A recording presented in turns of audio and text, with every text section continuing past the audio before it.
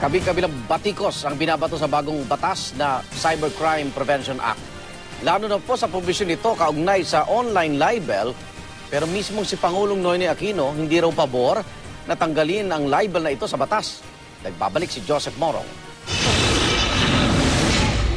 Mismong si Pangulong Noynoy Aquino na ang dumipensa sa pinirmahan niyang Cybercrime Prevention Act na ngayon ay matinding binabatikos. Pinili ko pa pirmahan dito dahil palagay ko kailangan tugunan itong mga krimen na hindi ganun kaliwanag sa ating mga batas. Yung lahat nga, identity fraud,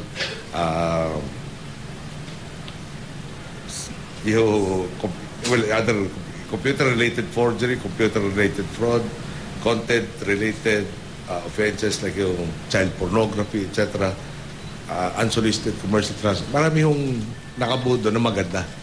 So, nagkatalo tayo sa isang provision. Wala ho sa kapangyarihan ko na i-delete yung provision on libel, for instance. Layo ng bagong batas na supili ng mga krimeng isinasagawa online tulad ng cyberpornography, iba't ibang scam at ang paninirampuri o libel. Ayon sa Pangulo, sang-ayon siya na parusahan ang libel na isinagawa online. Ako po hindi sang-ayon na tatanggalin natin. Yung parang kung meron ka sinulat, kunyari ikaw may sinulat ka, TJ, at libelous, o meron ka pananagutan. Yeah. Kung ikaw naman ay broadcaster, sinabi mo sa radyo o sa TV, may pananagutan ka rin. Kung parehong libelous sa sinabi mo, dinambahan ka sa internet, siguro libelous pa rin ho yun. Pero ang puna ng mga tumututol sa batas, bakit naman daw mas matindi ang parusa sa online libel kumpara sa nakasaad sa Revised Penal Code? Sa ilalim ng RA 10175 hanggang 12 taong pagkakakulong ang hinaharap ng sinumang mapapatunayang guilty sa libel gamit ang mga computer system. Pabor naman daw ang Pangulo na baguhin ito. So kung makasobra yung penalty, i-amendahan po. Kung masyadong arbitrary ibang procedures, wala pa akong IRR, ilagay na rin ito sa batas na parang walang abuse naman on the powers that the state will be exercising.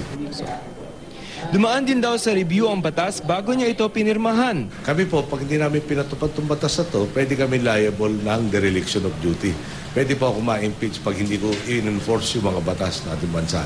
Hindi nagustuhan ng National Union of Journalists of the Philippines o NUJP ang pagdepensa ng Pangulo sa anti-cybercrime law. Tila nagdeklara daw ito ng gera.